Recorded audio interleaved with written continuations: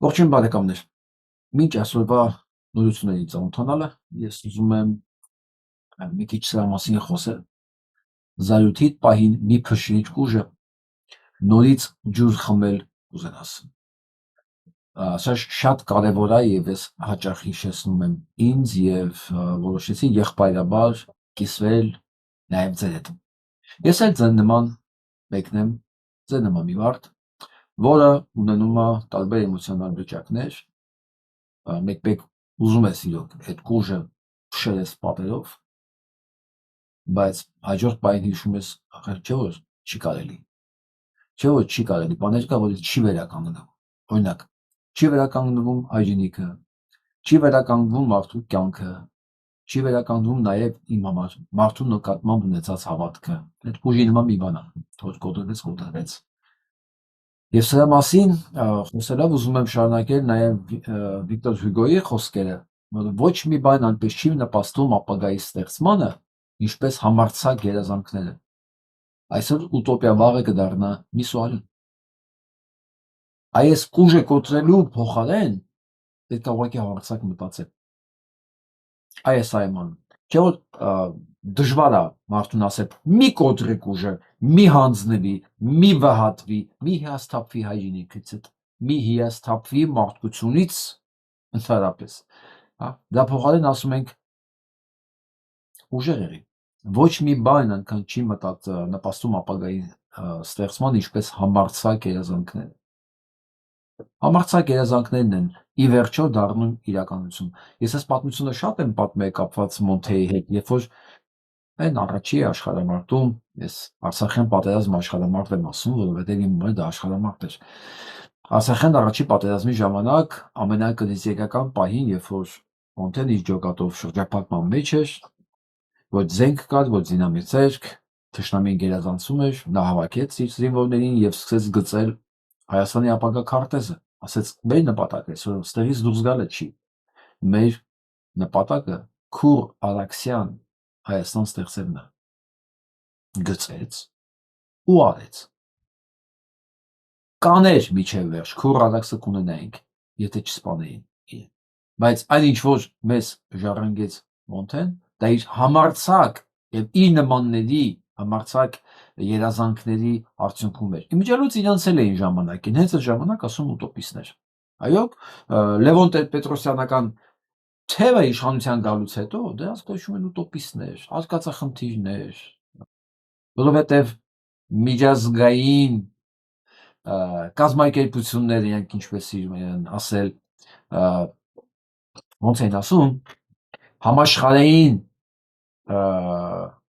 մարմինները, աշխարհը դեմ է մեզ, աշխարհը մեզ չի ընդունում։ Պիրոսկով այս տերմիններ էին օգտագործում, իսկ այդ երազանքները չէին լսում ինքը ինչ ասում, իրականացեցին այն եւ այդ աշխարհը միջազգային կառույցներ եւ այլն եւ այլն։ Իրանք հաշվի նստեցին դե ֆակտո այն դրա հետ ինչ որ կար։ Բայց դա եղավ բացառապես հենց այդ ուտոպիստների երազողների շնորհիվ, որոնք կուժը կոտրելու փոխարեն ուղղակի համարձակ երազանքներ ունեին։ Իսկ հիմա անցնենք մեր օրակարգին։ Այսօր որ լսեցի Fidan'ı ելույթը, ճիշտ ասած, lăsենք evet. Sadece şimdi Ermenistan'ın işte yapması gereken birkaç konu var. Շարունակում եմ ձեզ հրավիրում, որ ասում եմ Հայաստանը պիտի անի։ Ասեք։ Telajum en Հայաստանը ինչ պետք է անի։ Ուղղրսի Փաշինյանը։ Bu konuda seçimler var biliyorsunuz. Önümüzdeki Haziran'ın başında Ermenistan'da o da önemli bir aşama olacak. Evet, երաժշտությունը ճիշտ ասած վերեսազդում է երևի ձեր հետ այս անիմաստ երաժշտությունները ժողովուրդը լսին չեք տեսնում թե դա դնում ձեր մեղքը չեն գալի մեկ։ Լավ, վերադառնանք դուտին։ Ինչ ասում Ֆիդանը, որ այո լինելու ընտրություններ մենք աջակցում ենք Փաշինյան Նիկոլին եւ ամենակարևորը մենք շատ ենք սիրում Փաշինյան Նիկոլին եւ Նիկոլ Փաշինյանը ամենապոպուլյար եւ ամենապահանջված քաղաքական գործիչն է։ Այս ելույթը որ լսեցի, գիտեք ինչ անեկդոտ հիշեցի, այն որ ծանոթը կանչում է երեխային, ասում է Աշոտիկ տուն արի։ Աշոտիկը նայում ասում է ինչի ման սոված եմ, ասում է չէ քունը տատամ։ Հիմա անդեր Անկարայում նստած իրենք որոշել են, որ մենք սիրում ենք Փաշինյան Նիկոլին, որ մենք աջակցում ենք Փաշինյան Նիկոլին եւ Փաշինյան Նիկոլը իրականացնում է մեր համահայկական երազանքները, ընդ որում որին աջակցում են փաստորեն նաեւ թուրքերը, ինչ հետաքրքիր է, չէ՞, թուրքերի եւ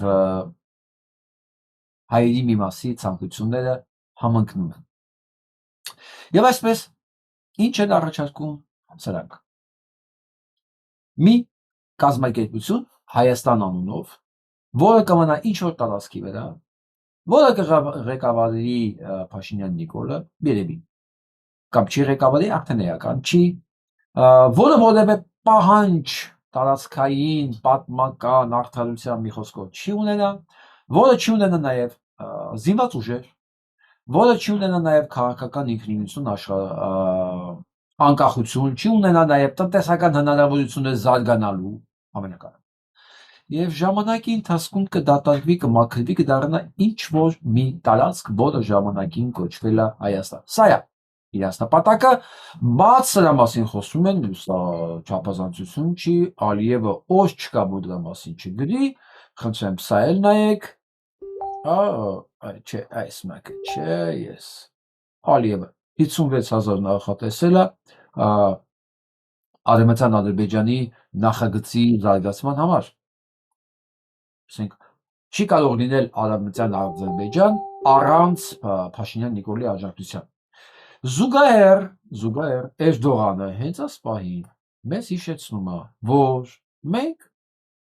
մեղավոր ենք։ Մուսուլմաններին կոտորող հայ ավազակների աջակիցներին տեղահանելը ամենաճիշտ քայլն էր այդ տարիներին։ Էրդողանը չի մենակ այդ տարիներին, էլի է լինելու, իրանք հիշելու են, այս ամեն ինչը ստեղծելուց հետո հիշելու են, ասել են, դուք չէիք, որ Արցախ եք գրավել, Խոջալուն կհիշեն իրենց մեկնաբանությունները եւ այլն, կհորինեն ինչքան եւ ինչ իրանց պետք է եւ կասեն, որ ձեզ հիմա տեղահանելը ամենաճիշտ քաղաքական քայլն է։ Եվ այսպես ամեն ինչ ունեն դրա համար քաղաքական վերահսկողություն, Հայաստանը չունի բանակ, Հայաստանը չունի տնտեսություն, Հայաստանը ինչ-որ կիսաինվալիդ վիճակի մեջ է, այսինքն ինչի կիսաինվալիդ, որ ամբողջովին ինվալիդ, չունի Բողնաշար կորցրել է Զանգեզուրը եւ որոշում է կայացվում, հորինվում է մի բան, ըստ Էրդողանի, որ մենք կոտորել ենք հայերին մեղադրել է ադրբեջանցիներին կոտորելու մեջ ու նշել, որ իրենց արխիվները բաց են ճշմարտությունը փնտրողների համար։ Ey Ermeniler, varsa arşiviniz sizde açın. Այ հայեր, դուք էլ բացեք ձեր արխիվները ու թող պատմաբաններն ամեն ինչ ուսումնասիրեն։ Բա արդեն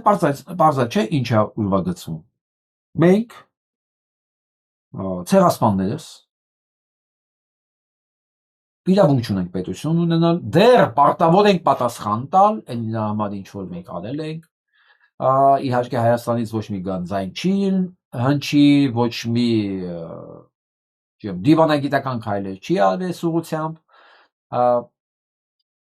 կասեն ու դա կանցնի որպես վերջի ճշմարտություն։ Եվ Հայաստանում գուցե նաև գտնվեն հայեր,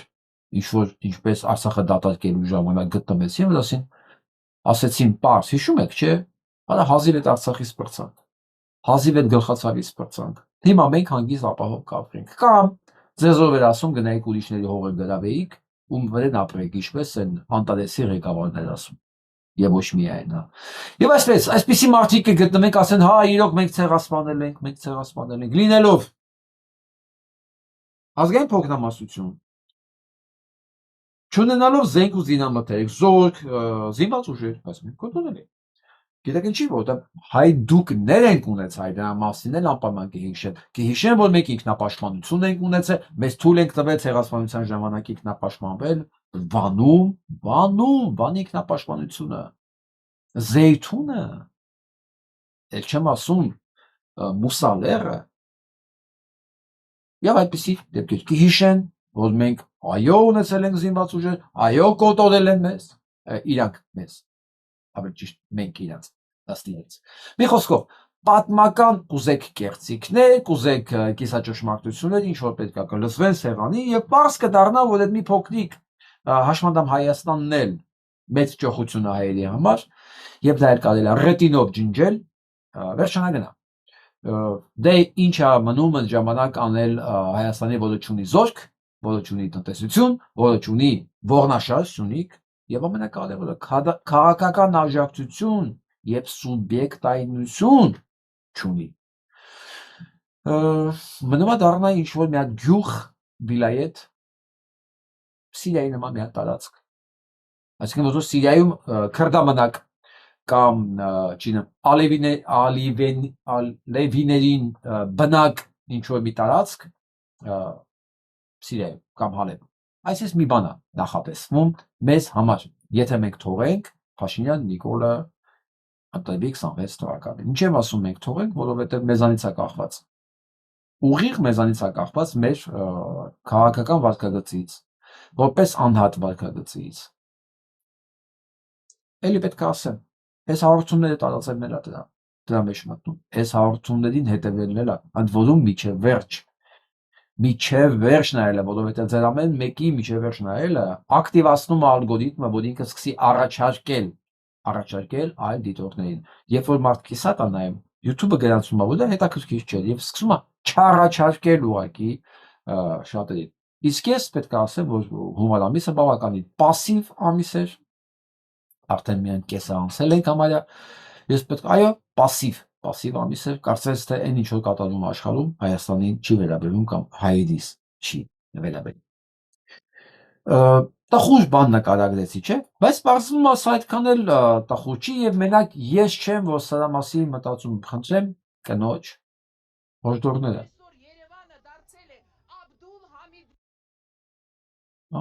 Ստամբուլը եւ երիտ թուրքերի Ստամբուլը, որտեղ գլխատվում են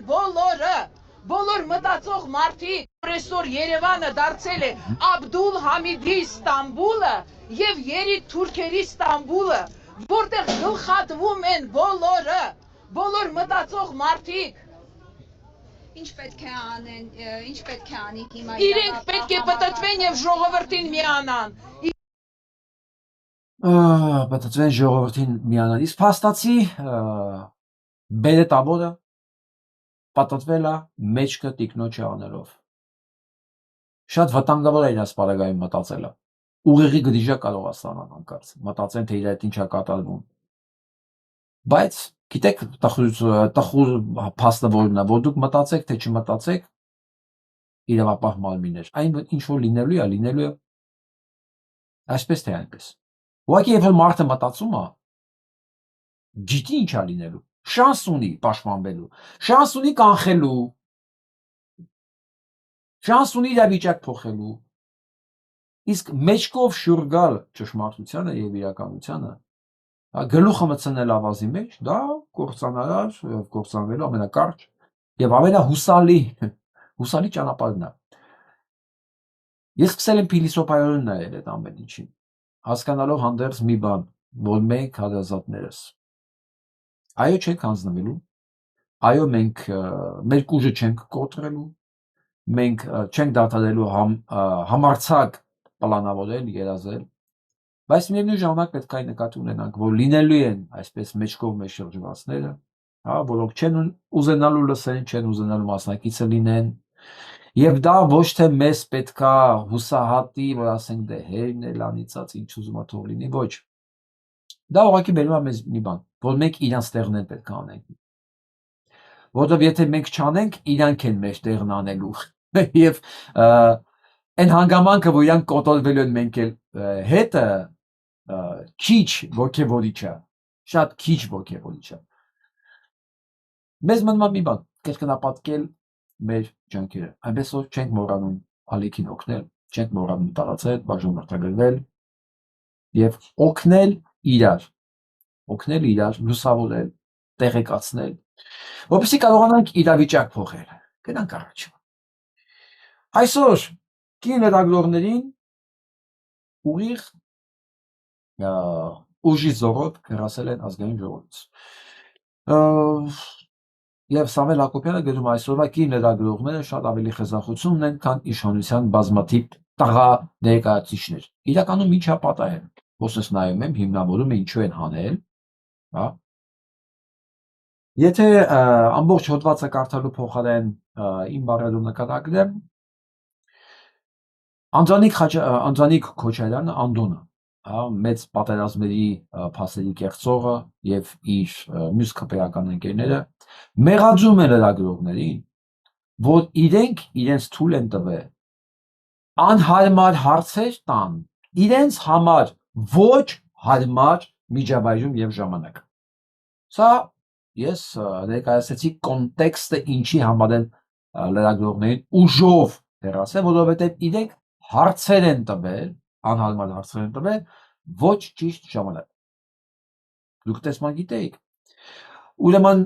նախկին լրագրող Փաշինյան Նիկոլի իշխանությունը ուրեմն սահմանել է երևի կարգ ու կանոն, թե որ լրագրողը երբ ու ինչ հարցեր իրավունք ունի տալու ազգային ժողովի այդ ախորի ներկայացուցիչներին։ Ազգային ժողով դժվար ասել դրանց։ Խոսքի ազատության սահմանափակումը, հանցագործությունը, այո, քանի հոգի կարձագանքի սրա։ Ընդ որում նաև լրագրողներից պետք է ասեմ, քանի հոգի կպաշտպանի իրենց կոլեգաներին։ Ես չգիտեմ։ Քանի միջազգային կառույց կասի Փաշինյան Նիկոլ, դու փաստորեն դեմոկրատ չես, դու բռնապետ ես, ինչ է նշանակում լրագրողին հարմար հարցերի համար կամ անհարմար հարցերի համար հեռացնում են տարածքից։ Լրագրողը հենց նրա համար է, որ քեզ անհարմար հարցեր տա։ Դա է լրագրությունը։ Դե չէ, հարմար հարցեր տալու համար դու գնա Պետրոս Ղազարյանիդ մոտ կնստես եւ ինքը այնքան հարմար հարցեր կտա։ Հարմարությունից քունդ կտանի ուղիղ եթերում։ Իսկ լրագրողները քեզ հիշացնեմ ուղղակի, դու լրագրող չես եղել, տխմար։ Դու ընդամենը գործտվող ես եղել, բանսարկու, բամբասող, դա դու չգիտես ինչ է նշանակում լրագրող։ Միջազգային կառույցներ չեմ լսել, չգիտեմ, չեմ լսել նման բան։ Բայց դա փոխարեն հրավիրում է փարթի, մենք կնվագենք, դուք կպարեք։ Այո։ Մենք կսպանենք, դուք կպարեք։ Մենք կթալանենք, դուք կպարեք։ Մենք կհարստանանք, ասենք մենք պետականություն ենք կերտում, բուրգ ենք կերտում։ Ուզում եմ ասել կերտում, կեղծում է ստացվում։ Իսկ դուք չար նախանձեք, չեք ուզում, որ մենք միլիոնավոր դրամներ աշխատենք։ Այ հիմա մենք կնվագենք ու դուք կպարեք։ Այո, հիշում եք իր գրքի մեջ, որ տխրությունը, սուքը խլացում էր զուռնադհոլով, չէ, հրավառության աղմուկի տակ եւ տարբեր տեսակի շողնելով։ Նույնը անում է, նույնը շարունակում է։ Հարցը գիտեք ինչն է, հարցը նա քանի հոգի կդառնա այս ամեն ինչի մասնակիցը, այն որ Հայաստանում անհող, անհայրենիք, անդեմք, անինքնասեր, անարժանապատիվ մարդիկ կլինեն անպայման եւ դրանց մեծ մասը անպայման կլինի օտարազգի, ոչ թե հայեր, որտեղ հիշում եք նոր տարվա գիշերը, որ մարդը կամերայով ֆոտոդում էր, որտեղ են հայերը։ Եվ այդ նոր տարվա գիշերվա այս հրապարակը ցույց տվեցին, որ հայերը որքան երջանիկ են, որ Փաշինյան Նիկոլի նման վարչապետ ունեն եւ Աբիլյանի նման քաղաքացի։ Վերադառնանք մեր գառներին։ Ով կպարի, ով չի պարի այս միջոցառմանը։ Բայց ես ուղղակի ուզում եմ նկարագրել ովքեր են պարելու։ Մարդիկ, որոնք հիշողություն չունեն, մարդիկ, որոնք պատկանելություն չունեն, պատկանելություն, դա կարա լինի ազգին, խմբակների, չգիտեմ, կրոնական, պատկանելություն, դեմք, սուբյեկտայնություն չունեն, դե ավելի վատ բան կարելի ասել մարդու համար, իսկ թվում է ոչ։ Եթե մարդ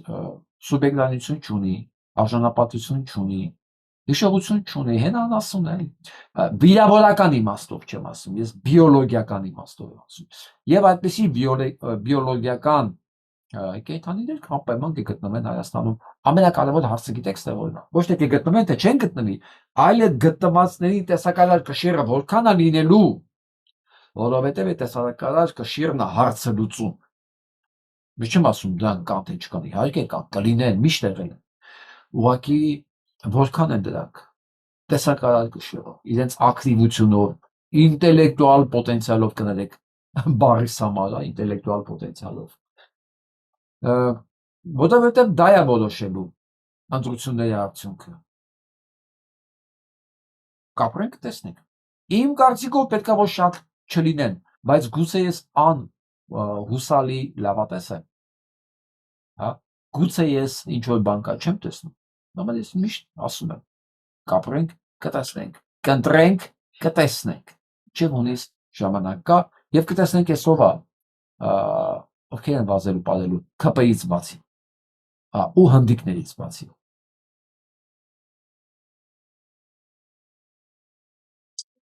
Այսօր հայտարարությունով է հանդես եկել մանկապիղծ համասեռամոլ Արման Բաբաջանյանի զուգընկեր եւ ոչ միայն Արման Բաբաջանյանի զուգընկեր Լոս Անջելեսի Կալիֆոռնիայի թեմի առաջնորդը։ Հայտարարություն, որտեղ մեղադրական ներկայացում Գարեգին երկրորդին։ Կարդանք ինչ է ասում այնտեղ։ Հասնոյն դեմ է, որ պետությունը իր բոլոր կառույցներով դրա աշխատակիցների դեմքով կառավարի եկեղեցին նշանակումներ անի։ Չէ, ներողություն ինքը դեմ։ Եվ այսպես ուղիղ ցիտենք իրան։ Ես սխալ սկսեցի։ Ինչու է աջակցում Փաշինյան Նիկոլին, որովհետև կաթողիկոսը հանձնախումբ է ստեղծել Արշակ Սրբազանի քերակնոջ տեսանյութի վերաբերյալ եւ երբ հանձնախումբը հաստատել է տեսանյութի իսկությունը, անտեսել է այդ եւ փորձել է պարտակել Արշակ եպիսկոպոսի մասնակցությամբ այդ հայտարարությունը։ Okay։ Ստիպել է հայր Աղան Աբեղյանի իր մոտ վերցնել 44-օրյա պատերազմում զոհված եղբոր նկարը եւ գնալ հակակառավարական ցույցի։ Այսինքն փաստորեն մեկին, որին աղբորը սպանել են, ինքը պետք է ստիպեր, որին աղբոր սպանելու համար գնալ հակակառավարական ցույցի,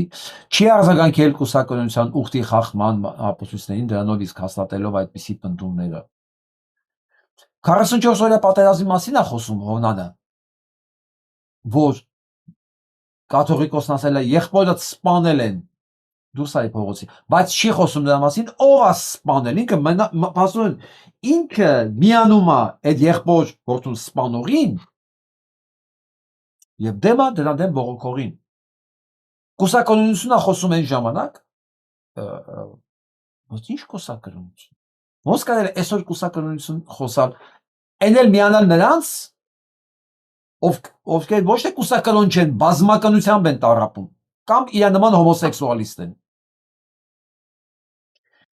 Չի արձագանքել, չի հերքել, որ եղբայր Եզրած եպիսկոպոսը օտարպետությունների հատուկ ծառայությունների լրտես է։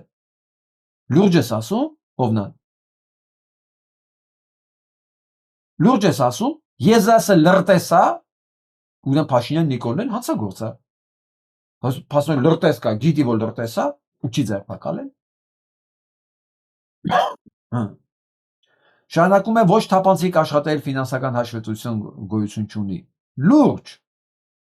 Դու թափանցիկ ես փոխանցում այդ միլիոնները, թե թափանցիկ ես հավաքում այդ միլիոնները ու յուրացնում։ Միանձնակ կառավարում է եկեղեցին եւ ոչ կանոնական։ Փաստորեն դրա համար որոշել եք Նիկոլ Փաշինյանի հետ ավիրել եկեղեցին, իրականացնել Էրդողանի երազանքը։ Սա իր պատճառաբանությունն է, Գարեգին երկրորդի նկատմամբ 1000 ձևի անհամաձայնություն եւ խնդիր ես էլ կարող եմ ունենալ, բայց ովքեր են այդ խնդիրը լուծողը։ Ցեղասպանություն իրականացնողներն ու կազմակերպիչները,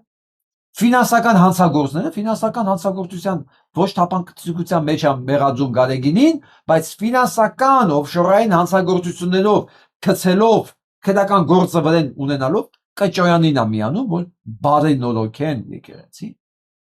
Կուսակցությունն խոսում եւ պետքա գնա Չարամյանի հոր հետ կամ Վազգենի, ինքը շատ լավ ճանաչում է Վազգենին։ Հա, որը համ ֆինանսական հանցագործ է, համ զավակ ունի։ Այդ չեմ ասում։ Իր քահանայի կնոջն է բռնաբարել։ որի համար վտարվել է։ Ու այս պիղծելով որոշել են կուսակցության խախտման դեմ պայքարել։ Ու սա է ներկայացում որպես արդարացում։ Գիտեք ինչն է, իր գործն է ինչ կներկայացնի, չէ՞։ Ինձ համար ավելի կարևոր է ինչ արձագանք կա, հա։ Եվ արձագանքները խնդրեմ բաց նամակ եկեղեցու ասեմ ջանոց արձագանքները շատ է եւ ես բայց ուզում եմ անդրադառնալ մեկ այլ արձագանքի տեսերով քահանայի արձագանքին, որ պարզ գրել է իմ պատասխանը մի հսկայական պատասխան պրոֆեսիոնալ, ես ինչ ասեմ, իմ լինել է քաղաքական։ Տեսերով Ազարյանը կարող է կրկալ իր էջին մի հետաքրքիր բան է նկատել։ Սեն Ամերիկայի ջալոց ինքն էլ տեսերով Ազարյանը հենց այդ թեմի քահանա է։ Ուրեմն թեմի առաջնորդ Սրբազանը թեմի առաջնորդական իր հանգամանքով ընթացած 3 գումարած հոգևորական ժողովին ներկայացել է 11-ից բաղկացած պաշտոնական գրությունով։ Նախ Երևան շատերի աշկից վրիպեց երևի կամ ոմանք չնկատեցին, որ նույնիսկ գրության հեղինակ Սրբազանը գիտակցաբար իր հեղինակած այդ ամբաստանագրի մեջ նույնիսկ նորին Սուրբ Օդություն Տեր Գարեգին Բ-ի անունը կամ նույնիսկ ամենայն հայոց կաթողիկոս տիրխոսը անգամ չի գրել։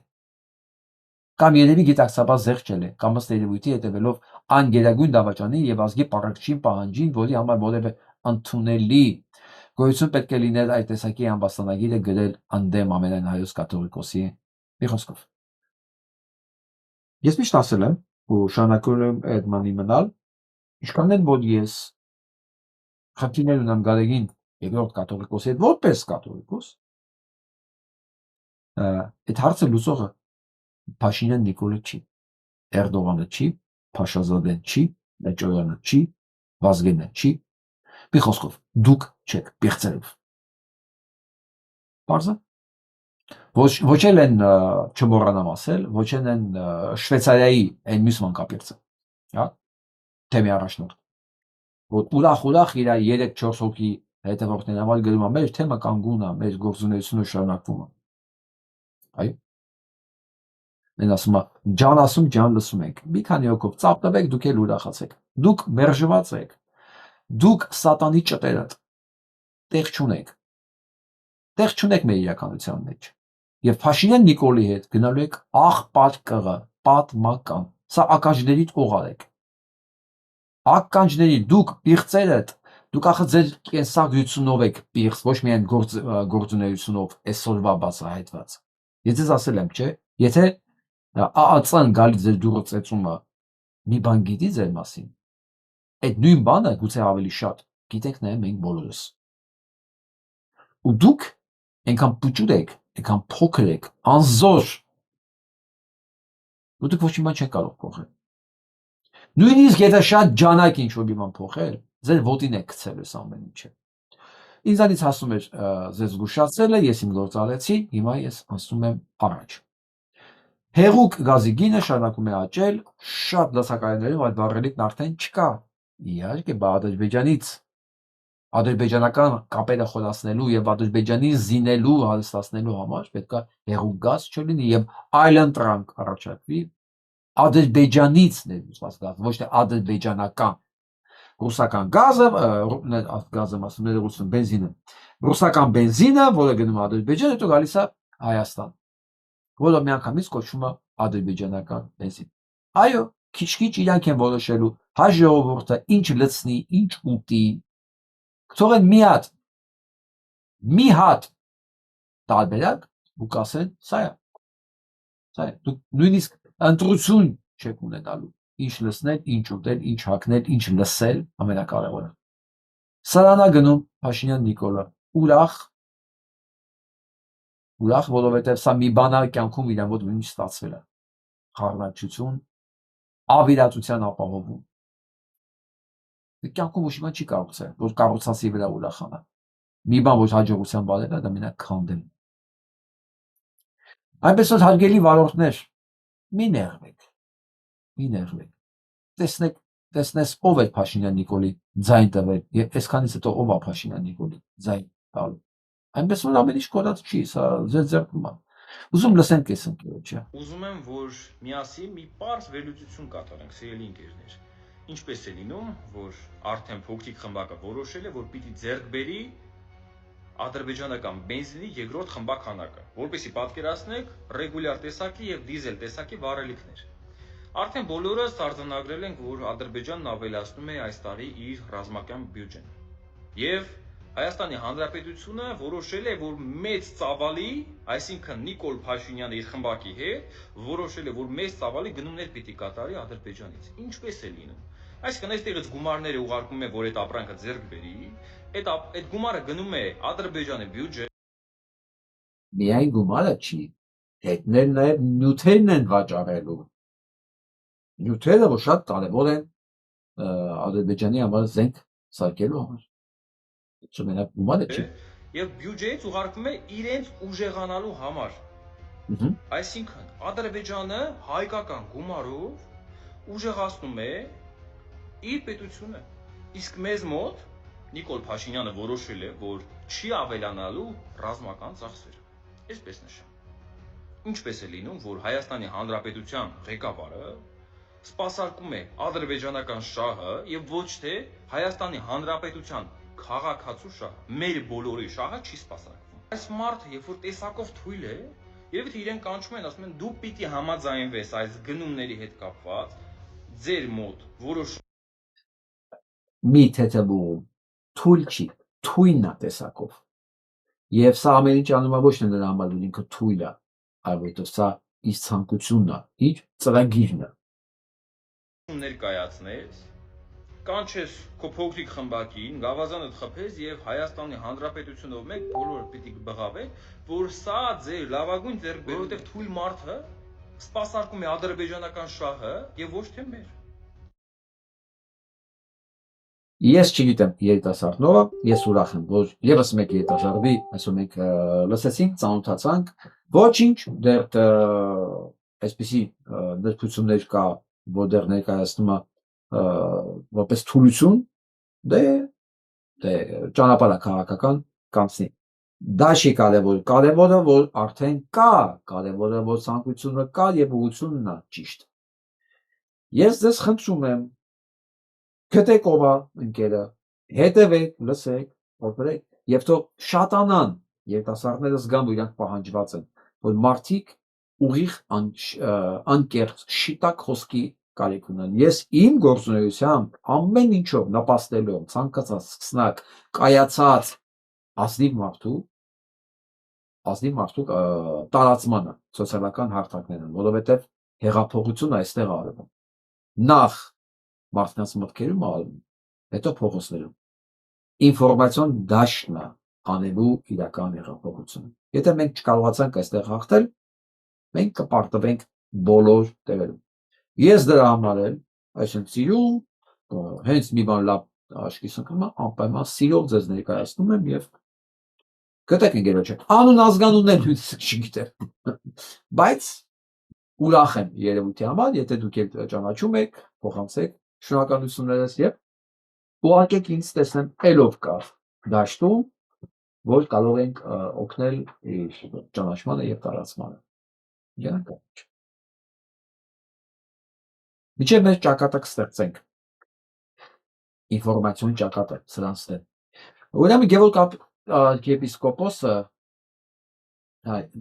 եպիսկոպոսը կներեք Սարոյանը դատի է տվել հայ առաքելական եկեղեցու։ Տենաս ինչ մեղադրանքով, ինչ մեղա։ Դատարանից պահանջում է անվավեր ճանաչել իրեն թեմի առաջնորդի պաշտոնից ազատելու կաթողիկոսի որոշումն իրեն վերագրել նույն պաշտոնում։ Գժանոց բաց երկնքի տակ։ Այսինքն դատարանը ինչ հոդվածի վրա պետք է անօրինական ճանաչի։ Սա լրիվ ապուշացել է։ Ինչ, որ օրինակի, դա քրեական օրենսգրքի որ օրինակ բանով է, հոդվածով է կառավարվում, աշխատանքային որ պայմանագրերով է սա կառավարվում։ Սրանք տենց էլ չկարողացան հասկանալ, որ եկեղեցի դա անջատ կառույց է եւ սահմանադրություն ընդեր է իրանց միջ այդ անձնական հարաբերությունների մեջ, աշխատանքային հարաբերությունների մեջ գործ չունի դա աշխատանքային պայմանագիր չի, դա քաղցրահայողի կարգավորումներով չի կարգավորում, հա։ Դատարանը պետք է անվավեր ճանաչի իր հաստորեն պաշտոնակությունը։ Այդ դեպքում միանգամից դիմեք դատարան, դատարանը անվավեր ճանաչի կաթողիկոսի գոյությունը։ Էտա,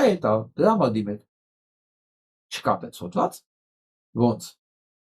Գրեք, ոնց եք ես մեկը գրում։ Էդ եք գրեք շուտով։ Գրեք այդ որ հոդվածով է Փաշինյան Նիկոլ ինքը բան ստորագրում, որպես վարչապետ խումբ ստեղծում, որ ինքը պետքա բարեփոխի եկեղեցին։ Գրեք այդպես օրենքներ։ Գոնե հետին թվով գրեք, որ մի բան տակը լինի, օրենք լինի դնելու տակ։ Մեկա դուք ամեն ինչի ընդունակեք, անդիմություններ ունեք, աշխարհը չունի։ Քանի մի 4-5 ամիս ժամանակ կա, էդ էլ արեք։ Սրանց ձեռքով։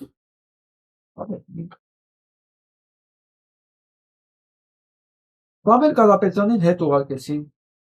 ԱԱՑ-ը։ Ասում ենք ինչքան էին վերցրել, ահռելի թիվ էին վերցրել գրավ։ Սամվել Կարապետյանը այնքան վտանգավոր է իրանց համար ազդացի, որ նույնիսկ տնային կալանքը իր համար չափ, հա, ու հետ ԱԱՑ։ Սամվել Կարապետյանը գիտեք քանի հոգու է պահում դրսում։ Բարին բուն իմաստով։ Տեսնես հիմա հասկանում, որ ում պահել է միջև հիմա, ում պահում է։ Դրանք ծառայում են բոլորը Նիկոլին։ Ձևակերպեմ սենց։ Նարեկ Կարապետյան, դու խելացի տղա ես։ Դուք ում պահում եք, որ ինքը նստած ազգային ժողովում, համ ձեզանից է փող վերցնում, համ Փաշինյան Նիկոլից։ Դե հիմա ձեր գործը կշարունակեք իրենց պահել, թե չէ։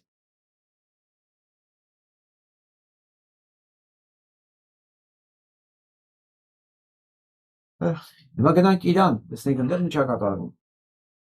Մինչ հասկանանք ընդեղ ինչ է կատարվում, հասկանանք ովքեր են շահագրգռված կողմերը։ Իրանի շահի որդին, որը ամենաշահագրգիռ կողմն է, որը երդում է տվել իսրայելցիներին, որ անվերապահորեն ծառայելու են նրանց եւ իրականացնի նրանց շահերը, պահանջում է, կոչ է անում Ամերիկայի Միացյալ Նահանգներին եւ Իսրայելին հալվածել Իրանինի սեփական ժողովուրդը։ Հալվածել, գրավել, արուն թափել, ամեն ինչ հնարավոր է։ Մենակ թե վերադարձնի իրեն իշխանություն։ Դուք պատկերացնում եք, սա նույն բանն է, ոնց որ մեկը շատ ատի Փաշինյան Նիկոլին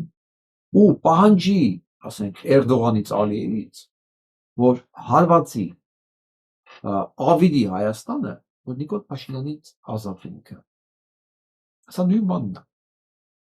Բառացի։ Էն է, այս պարագայում ավելի վատ, որովհետև Իրանի շահը, թապես ինչ է շահը, դա իր ժողովուրդն է, չէ։ Իր ժողովուրդն է, ոչ թե օտարի ժողովուրդն է։ Ինքը պատրաստ է իր ժողովրդի մի մասին կոտորել իշխանության վերադառնալու համար։ Այսպես են օգտագործում ապուշներին, հետո շպրտում։ Ինչը նաև լինելու է Փաշինյան Նիկոլի հետ։ Անկասկած, չկասկածեք անկած։ Այսօր շատ հետաքրքիր բան եմ բացահայտելու։ Չեմ ունեք։ Իսկ մինչ Ամերիկայի Միացյալ Նահանգները մտածում է հարձակի թե չէ, բարձրաստիճան գեներալները զգուշացում են Թրամփին, զգուշացում, որ հարված է Իրանին տասնապատիկ ավելի ծանր նստելու Ամերիկայի Միացյալ Նահանգների վրա եւ Իսրայելի վրա, քան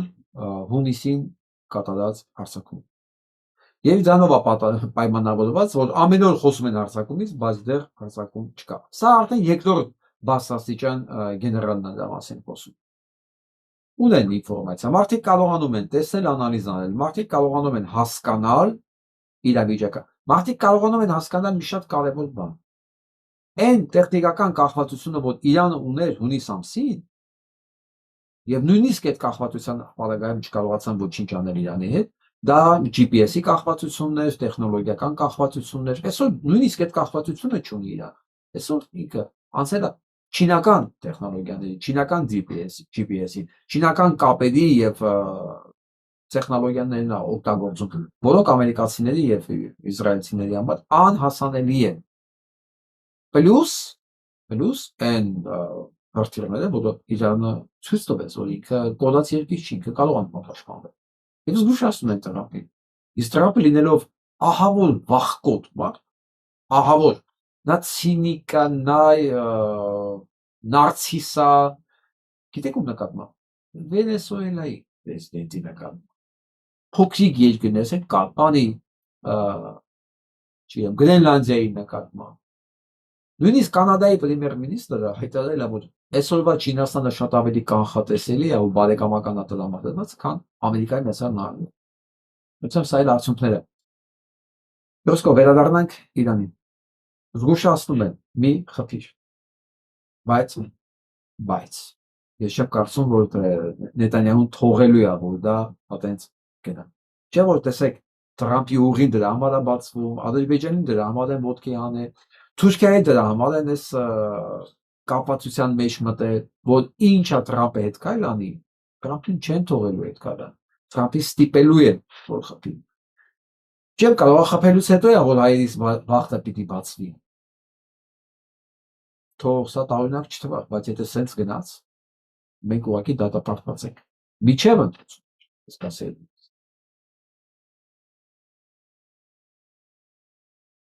А у нас срочные новости. Голливуд объявил войну Дональду Трампу, и это проявилось в действиях ведущих звезд индустрии. Марк Руффало стал одним из первых, кто открыто критиковал президента. На красной дорожке Золотого глобуса он появился с символом памяти о погибшей Эми Николь Гуд и сказал: Он, Трамп, говорит всему миру, что международное право для него не имеет значения. Единственное, что для него важно, это его собственная мораль. Но этот человек осужденный преступник, осужденный насильник. Он педофил. Он худший из людей. Если мы полагаемся на мораль такого человека, когда речь идет о самой могущественной стране в мире, значит у всех нас большие проблемы. Тон для всей индустрии.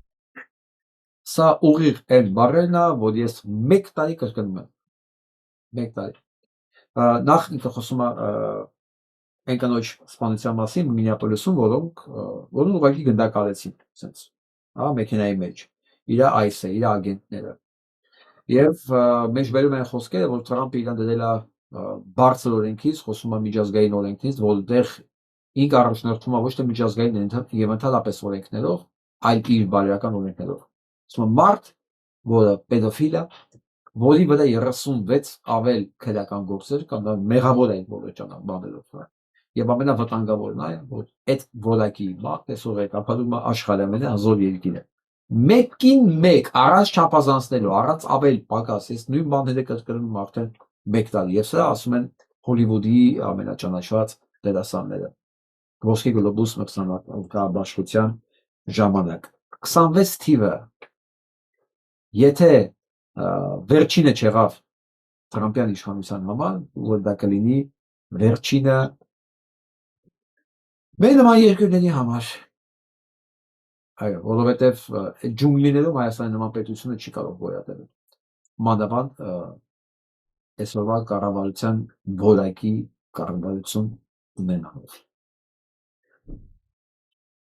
Վերջապես, սա էր որ ուզում եմ ձեզ ներկայացնել ի սկզբանե։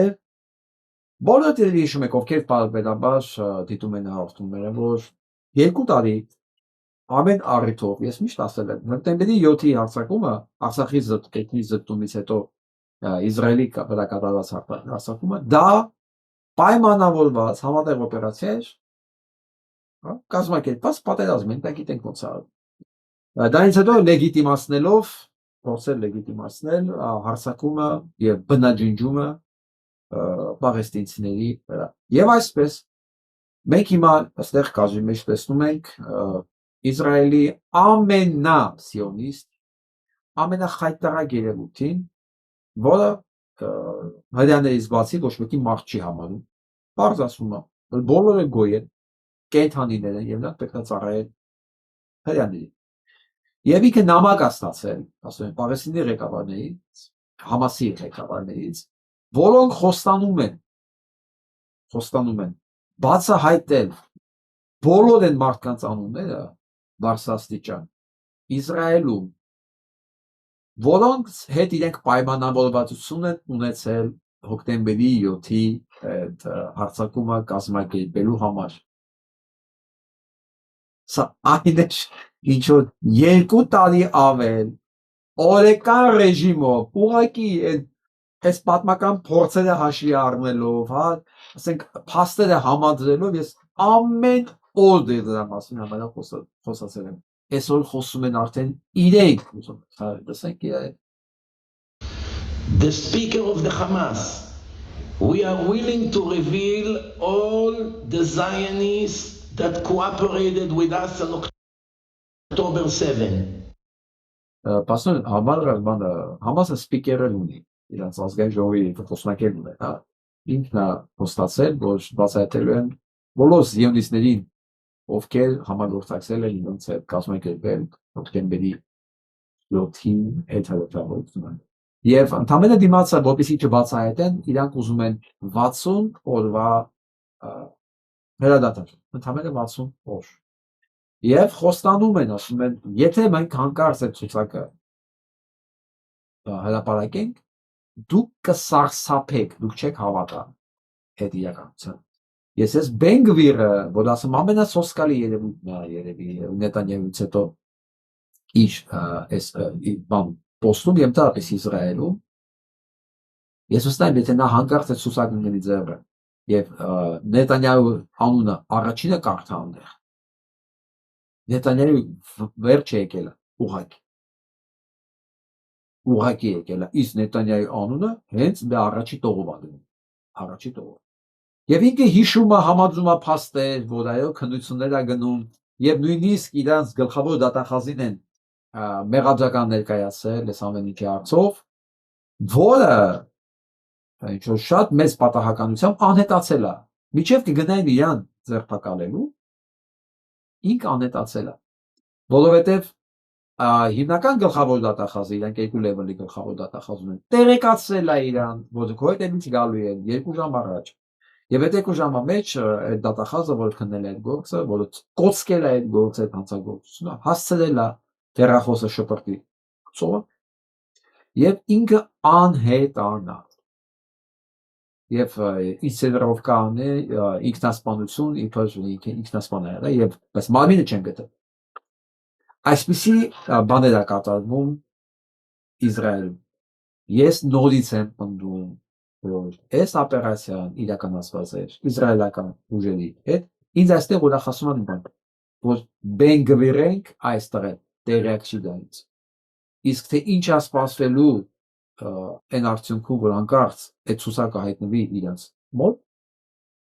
Համասը կարող է ստալ հեղափոխություն եւ կահավատ Նետանյահուի համար։ Բայց դա չի նշանակում, որ դրանից մեզ լավ է լինելու կամ վատ։ Չէ, մեզանից վատ կլինի ժամանակ, երբ որ այդ սիոնիստական ռեժիմը վերջանա։ Սիոնիստական ռեժիմի ներկայացուցիչը նաեւ տվյալ անձը Բենգվիրը, որը համարում է, որ իրենք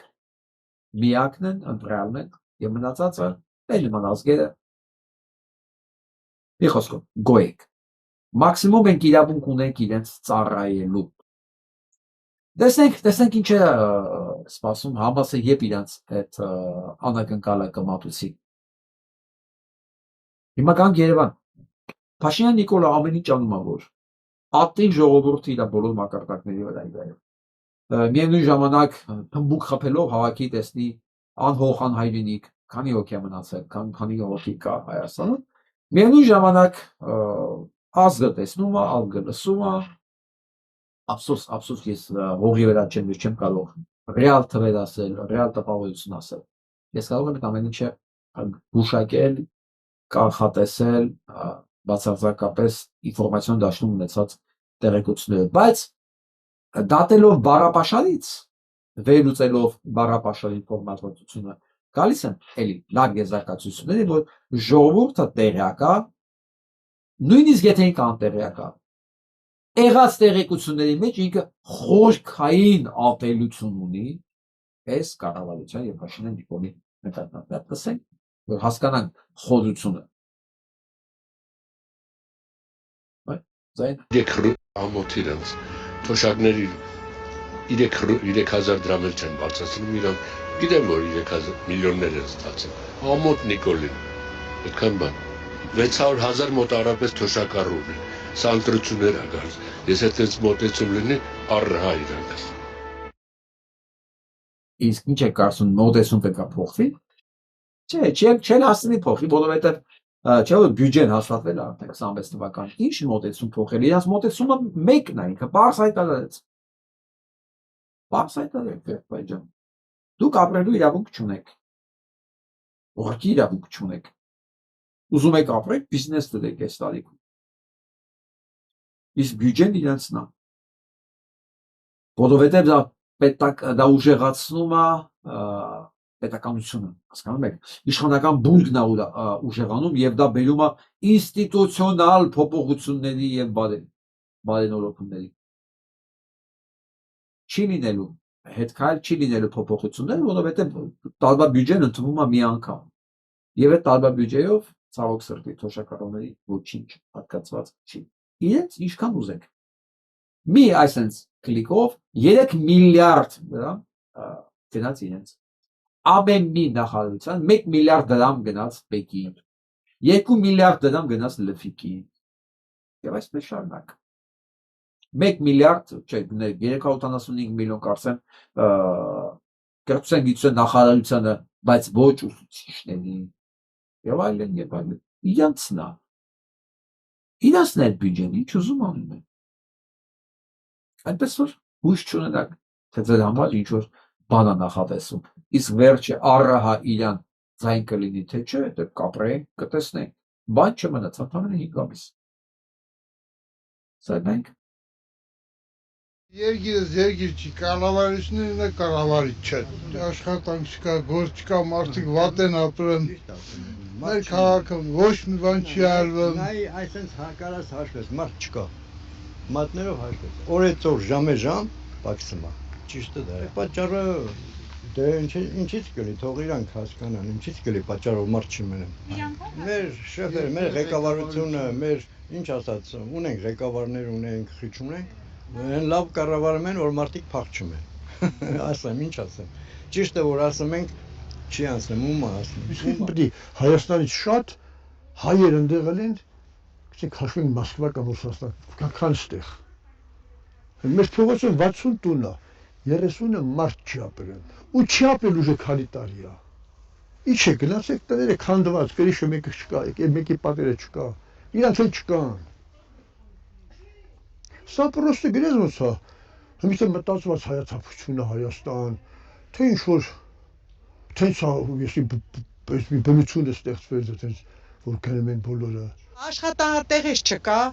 փողը չի երիքը, երեխեքս են բողոքը, մամ ինչ անենք, մամ ոնց անենք, շորն էլ ա թանկ, ուտելիքն էլ ա թանկ, լավ ապրելու համար, մեկ աղջիկս ասում, մամ,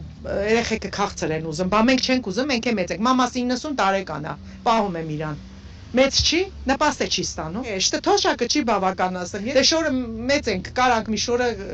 հառել ենք մի 20 հատ, կարանք ամբողջ կյանքը հագնենք, բայց այս երեխեքը ամեն օր թանկացումներ են։ Ինչ չտա, մտնում ես խանութ, դեխում է կանֆետ ես առնում, 3000 դրամը գնում է։ Բեկալացը թեշում բան է։ Սոկ է, կանֆետ է։ Շատ թանկ է։ Ուտելիքը թանկ է։ Շատ դժվար, շատ դժվար։ Բայց իրանց համար դժվար չի, հարավատ չէ։ Բայց իրանց համար ինչքան դժվար է։ Իրանք այդ 3000 դրամանոց կանֆետից չեն ուտում, ախր իրանց համար ավելի դժվար է, դրա համար իրանց միլիոններ է պետք։ Պարզ ձևակերպել է, եթե դու 1000 դրամից ցածր ես աշխատում, նշանակում է դու տգետ ես։ Մարդը պարզ ասում է։ Ինքը նշանակում է պետական աշխատողներին աշխատավարձ, ինքն էլ ասում է դուք տգետ եք։ Մարդ որ ինքը կյանքով է տգետ։ Բայց ասում է։ Հիմա ես կուզենայի իմանայի Ստեփանավանում քանի հոգի է ձայն տվել ԿՊ-ին եւ քանի հոգի է պատրաստում ձայն տալու։ Իսկ այս դատարկելը սա պատահական չի, որ ջուրի կեսը դատարկա, տների կեսը դատարկա։ Եղածներ սոված ապրելու հնարավորություն չկա։ բա թուրքը որ ասում է գալու եմ, դա Ադրբեջանա, բա ուր պետք է գա, եթե բոլորը տեղում լինեն։ Չէ, Նիկոլ Փաշինյանը դադարում է երկիրը, ճանապարհ բացելով Թուրքի համար։ Մենք 5 ամիս ունենք ժամանակ։ Կամ 5 ամիսվա մեջ մենք ասում ենք մեր խոսքը, կամ այդ ասում ենք կեսը դատար կա, εμείς կեսն էլ դատար։ Սա բան չի, վատ կանխատեսում չի, չարագուժություն չի։ Սա օբյեկտիվ իրականությունն է։ Կամ մենք անում ենք, կամ մեզ են անում։ Այդպես։ Ոնց պետք է ապրեք։ Գնում եք բանկից փողեք վերնում, բերեմ խանութ ընտալու հաց վերնում եք հաց ուտեք։ Էտա։ Որտեղ եք աշխատում։ Ես Ռուսաստան եմ աշխատում։ Շնորհացան վրա։ Այստեղ չկա աշխատանք։ Փորձել եք գտնել այստեղ։ Ստի փորձել եմ, բայց գործ չեն տալիս ստի։ Ինչի։ Ես 20 քանի տարի ես դուրս եմ գալիս, եւ դախաթ է գործ չեն տալիս։ Ստի որտեղ Ստեփանավան։ Ստեփանավան։ Փող չկա, գործ չկա։ Հեսա նորի գոդ անում եմ ու գնում եմ։ Սա իրականություն։ Գերեշը լսենք։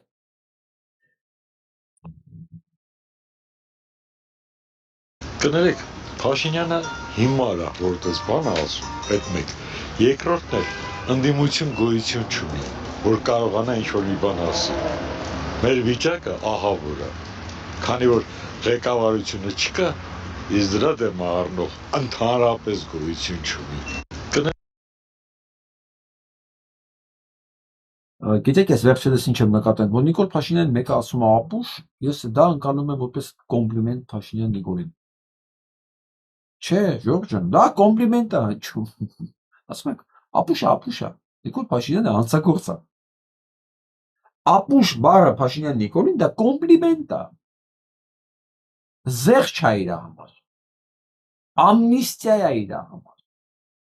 Նիկոլ Փաշինյանը ապուշ չի։ Նա կազմակերպված ցեղասպան է։ Ինչ ապուշ։ Ապուշին չեն դատում, ապուշի համար հոդված չկա։ Ապուշ լինելու համար դու մարդու չես կարող նեղանաս, որ ինքը ապուշ է։ Դե մարդ այդքան է կարող, բնություն այդքան է տվել։ Ոչ, նա ապուշ չի։ Նա պարապած անառակի ծնունդ է, պարապած։ Փոքր ժամանակ մանկապարտեզից իրան տենց են դաստիարակել։ Հեր ասում ես, չէ, արա մի ուրիշ մարդ չկա, մի նորմալ մարդ չկա, ես իմ լաճին գիտեմ էլի։ Ես դեբիլին ու եք անում ձեզ նշանակեք, լարչապել։ Չէ, մի ասեք ապուշ, դա կոմպլիմենտ է իրան։ Երել են ադրբեջանական տառերով բենզինը վաճառելու են այս թևի վրա, աջ թևի վրա, ձախ թևի վրա նայում ես հուշակոթողն է ծիծեռնակաբերդի, մեր նահատակված զոհերի, այն մյուս կողմը թևի վրա ոչ տեսանելի հատվածում եռաբլուրն է։ Դու հարկադրել ես ինձ ապրել այս երկրում, որտեվ ես ուրիշ տեղ գնալու ալտերնատիվ տարբերակ չունեմ, որտեվ տղաս էստեղ է։ Դու ինձ ստիպելու ես, որ ես հանդուրժեմ ադրբեջանցիներին, վաղ նույն հաջողությամբ ադրբեջանցին գալու է ապրի էստեղ, օգտագործի իր բենզինը։ Սա մեր տունն է։ Ես տրուկ չեմ, ես ապրում եմ իմ երկրում, իմ հայրենիքում։ Այս հողի համար ես վճարել եմ ամենաթանկը։ Ես դեմ եմ, ես բոյկոտում եմ։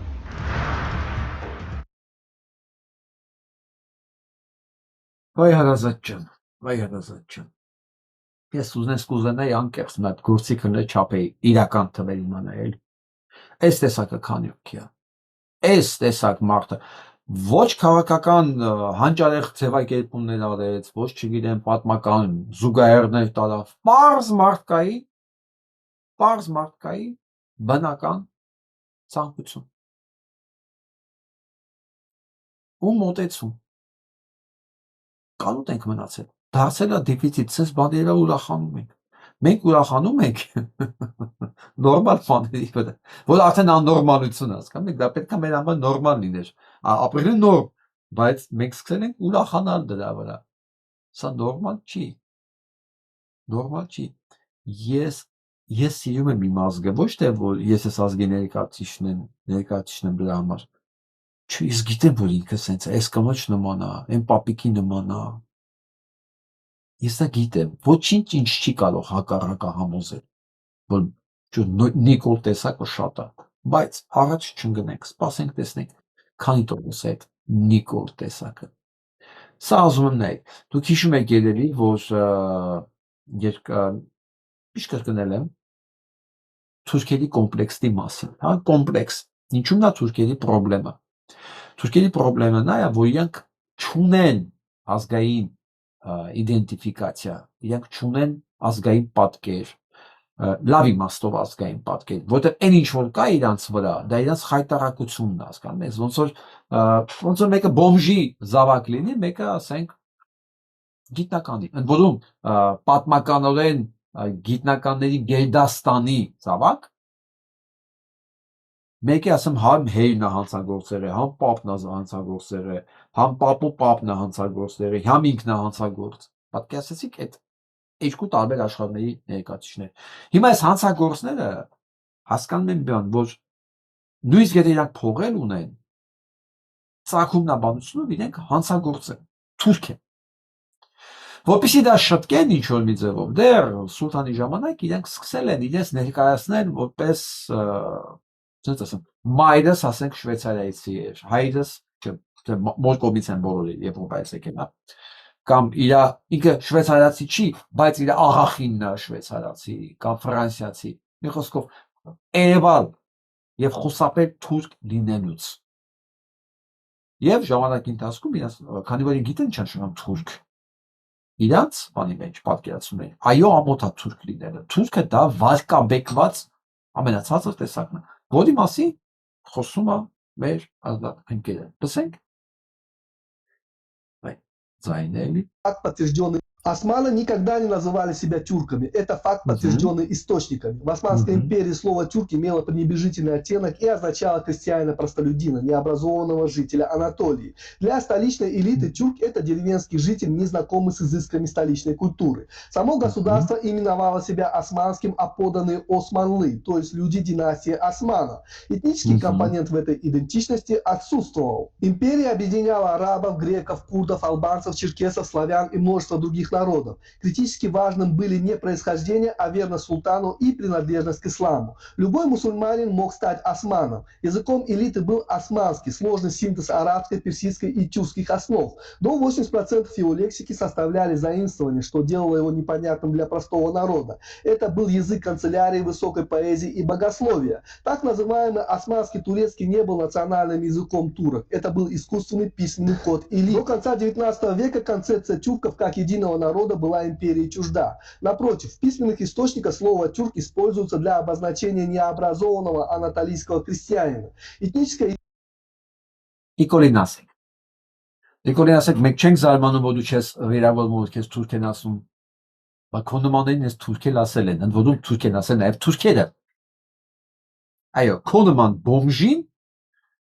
քո նման ոչնչությանը թուրք են ասում նաև թուրքերը։ Բայց Հայաստանում Նիկոլ Փաշինյանը չի վերաբերվում նրանց։ Լինելով հայ, ամեն դեպքում գոնե ազգանունով։ Այդ թուրքի համար թուրք լինելը բանը վիրավորական է, բայց Փաշինյան Նիկոլի համար չէ։ Գիտեք ինչի՞։ Որտեղ ինքը թուրք է։ Որակով, ծագումով, որակով, տեսակով ինքը թուրք է։ Идентичность не играла значимой роли. Мусульмане были частью уммы, а все подданные османами. Ситуация начала меняться лишь со спадом империи после поражения в Первой мировой войне. Мустафа Кемаль Ататюрк, создавая Республику Турция, предпринял масштабный проект по замене османской идентичности на тюркскую. В 1920-30-х годах проводится политика тюркизации. Язык очищается от арабских и персидских. Հիշում եք բոլշևիկների հիմնը Տոբիլնիկեմ դոտ ստանիտ սեմ, այսինքն այն ամենավոչինչ, ամենաբիլլա, ամենակեղտոտ շերտը պետք է գալ իշխանության եւ դրանք պետք է վերցնեն ամեն ինչ իրաց ձեռքը եւ աթաթուրքներն ինքն հրճակեց իրեն թուրքերի պապատ պատկերացնում եք նույն բոլշևիկյան քաղաքականությունն է ու պատահական չէ որ դրան օգնում էին այս բոլշևիկները российских заимствований, вводится латиница, создается новая историческая наррация. Происходит трансформация. Османские подданные мусульмане становятся тюрками, а имперский язык турецким. Таким образом, современная тюркская идентичность Турции – это не наследие Османской империи, а политический проект. Она стала инструментом национальной консолидации после краха империи, а не отражением ее подлинного прошлого. Խոսքով Թուրքը դա օսմանցիների բոլշևիկն է։ Որից Փաշինյան Նիկոլը չի ներխում Османы были исламской империей, а не тюркским государством. Идея тюркизма возникла постфактум как способ заменить имперское наследие новой национальной мифологией. Այսքան բան թուրքերի մասին։ Դե ով կարող է տենց բոլակի մարդու հետ իրան կամֆորտի մեջ զգա։ Այդ բոլակի մարդ բացառապես լսենք բաբի։ Շաբաթում չինարել է սովորել։ Հավատում եք, որ Աննա Հակոբյանը մեկ շաբաթում չինարել է սովորել։ Ոչ։ Ինչու՞։ Որտեւ նա էլ հայերեն չգիտի ոստեղ։ Ինքն է տեսանյութ հրապարակել խոսելով չինարեն, ասել, որ մեկ շաբաթում է սովորել։ Ապրի։ Ինքն էլ իր ամուսինն է շատ լավ սովորում են, հայ ազգի հերանիցեցին։ Բաժանորդագրվեք մեր Լավ է, չէ՞։ Լավ պապիկ է։ Հավատում եք, ոչ։ Ապրիկ։ Տեսնելու նորությունը չեմ կարող չկիսվել, փաստորեն խոստանգել են 14 տարեկան արցախցի երեխային։ Իրենց մուտքում փաստորեն 14 տարեկան անչափահասի մասնագիտության։ Ուրեմն ոստիկանները վերցրել են եւ ջարդել բառացի երեխա։ Շքամուտքից դուրս գալու պայ հարցակել են նրա։ Սերբակալել են, տեղափոխել են ոստիկանության մասիվ բաժանմունք։ Այդ ընթացքում են ամբողջ ճանապարհին ծեծելով։ Це վայրին է, մարդ չէ։ Ես բան չեմ ասում։ Պարզվա, ցանկացած ոստիկան ինքը ասեն 25+-ա, չէ, 24+-ա։ Ամեն դեպքում 14 տարեկան երեխան իր հասակակիցը չի։ Երեխա է։ Էլ չեմ ասում, որ կարող է այդ ոստիկանների մեջ լինել իր ծնողի տարիքի մարդ։ Դուք ո՞նց եք երեխուն ծեծում։ Ինչի համար։ Մանավանդ գիտեք արցախցիա։ Գնացել եք, հետևել եք, այդքան ատում եք այդ թուրքի ծնունդներին։ Ծեծել եք, որ արցախցիա, թե սեյրական մարդասպանա։ Նիկոլին էիք բռնել դուք։ Դուք հասկանում եք, որ երբ որ թուրքը մտնի ձեր տուն, իմ նման մարդիկ չեն ափսոսալու։ Չեն ափսոսալու, դուք ամեն ինչ անում եք դրա համար, դուք արժանի եք, որ թուրքը գա մտնի ձեր տուն։ Այս երեխու փաստերին բանը, բացին այս ինքը արցախցի է, կարևոր է այնքանով, որ դուք 14 տարեկան երեխու նկատմամբ կարող է այտենց լինեք, այտենց անասունի նման ձեզ սպայեք ուղղակի։ Որը իմ համար մի բան է նշանակում, անկախ ձեր ազգային պատկանելությունից դուք ապրելու իրավունք չունեք։ Դուք թուրք եք, նոր խոսում էին, չէ՞, թուրքերի մասին։ Թուրքն է այտենց բաները, պատահական չի, որ նման մարդկանց Հայաստանում ասել են թուրք։ Մեր համար նորությունը նա է, որ թուրքերն են նման մարդկանց ասել թուրք։ Դուք հասկանում եք, դուք թուրք եք փաստորեն նաև թուրքերի համար։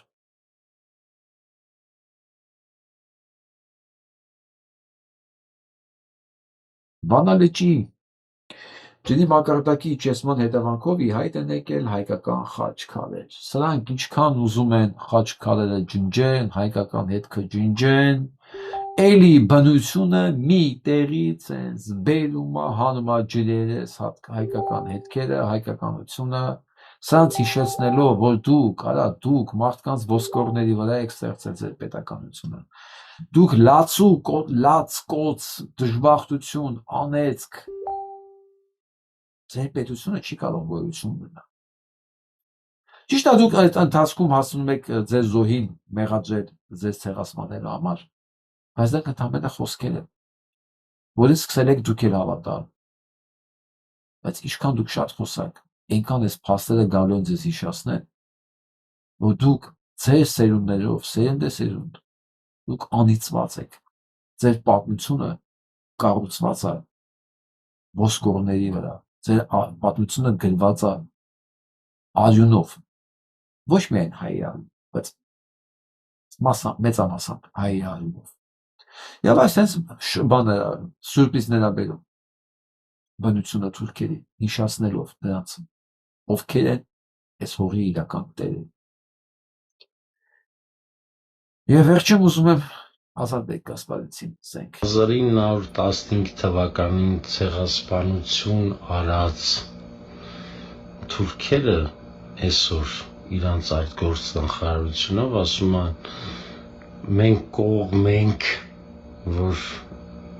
այս ընտրություններին հաղթի չնայած չի հաղթի ինքը այդ ոմանը Պարզ ասում են մարդիկ, անկեղծ են իրանք անկեղծ են ամեն ինչի մեջ, ով Նիկոլ ընտրի, փաստորեն թուրք է ընտրում, եթե ուզում հասկանամ, այսքան ապուշենք, ինչ անոթը,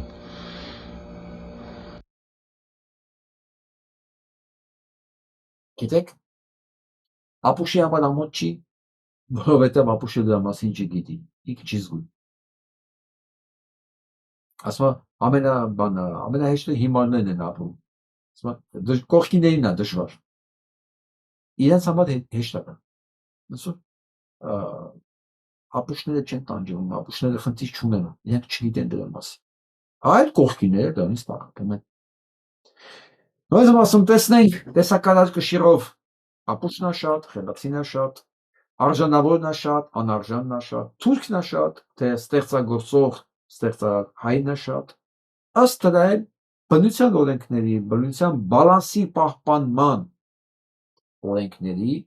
իսկ ֆիզիկայի օրենքները ոչ մեկ չի չեղարկել, տեսնենք մեր ապագան ոնց է կառուցվում, կամ ընդհանրապես կառուցվում է, թե ոչ։ Ես այն կարծիքին եմ, որ կառուցվող է։ Ու մենք իր հետ ամեն ինչ կանենք, դրա համար որ այդպես է լինում։ Եվ այսպես չենք մոռանում ցեղմելայքի ոճակը տարածել, աշխատել մարդկանց հետ լուսավորելու համար։ Փրկենք ինքներս մեզ, հայերով գոնե փրկվենք։ Այսօր համար այսքանը, լավ մնացեք։